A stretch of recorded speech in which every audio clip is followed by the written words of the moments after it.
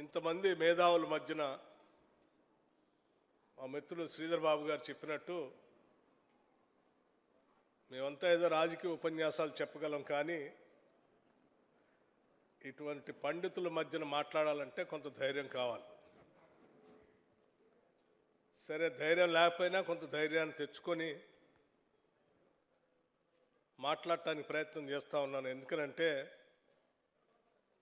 మరి నాగఫణీంద్ర శర్మ గారి అవధానం వింటూ ఉన్నప్పుడల్లా ఒళ్ళు పొంగుతాం.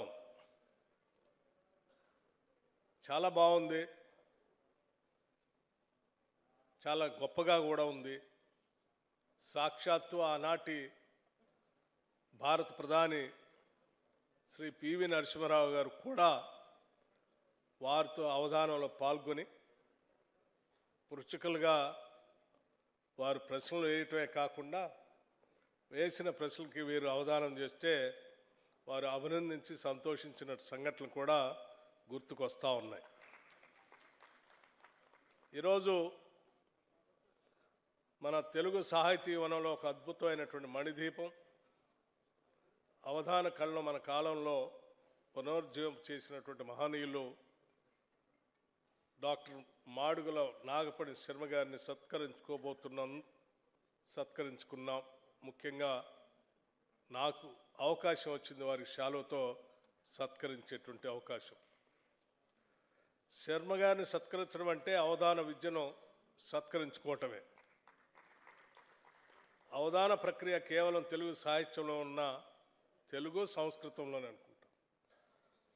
ఒక ప్రత్యేక ప్రక్రియ ఇది. మరే ఇతర భాషా సాహిత్యంలో కూడా పెద్దగా కనపడదు మనకు. ఇది మన తెలుగు వారందరికీ గర్వకారణం. అటువంటి అవధాన ప్రక్రియను ఉన్నత శిఖరాలకు చేర్చి సాధారణ ప్రజలందరికీ కూడా పరిచయం చేసిన ఘనుడు శ్రీ నాగపణి శర్మ గారు. అవధానం అంటే కేవలం పాండిత్యం ఉంటే చాలు. ప్రతిభ, వ్యుత్పత్తి, అభ్యాసం, అసాధారణమైనటువంటి జ్ఞాపక శక్తి, ఏకాగ్రత, సమయస్ఫూర్తి ఉండాలి. అంతేకాకుండా అన్ని సమకాలిక విషయాలపై సంపూర్ణమైన అవగాహన కూడా ఉండాలి. ఈ గుణాలన్నీ పుష్కలంగా ఉన్న శర్మగారు ఈ విద్యలో ఆరితేరటంలో ఆశ్చర్యం ఏమీ లేదు. ఒక విశేషం ఏంటంటే, నేను ఒకసారి ఎక్కడో విన్నాను, అవధానం చేసేటప్పుడు క్రికెట్ పైన కూడా వారిని ఎవరో పృచ్ఛకుడు ప్రశ్నిస్తే ఆ క్రికెట్ పైన కూడా చక్కటి అవగాహనతో వారు అవధానం చేసి అందరినీ భేష్ అనిపించారు. అంటే క్రికెట్లో కూడా వారికి అపారమైనటువంటి జ్ఞానం ఉంటే తప్ప చేయలేనటువంటి సంఘటన.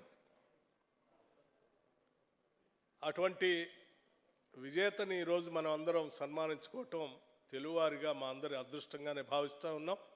ఈ ప్రభుత్వం కూడా చాలా గర్విస్తూ ఉంది. Please subscribe to our YouTube channel. Like and share this video.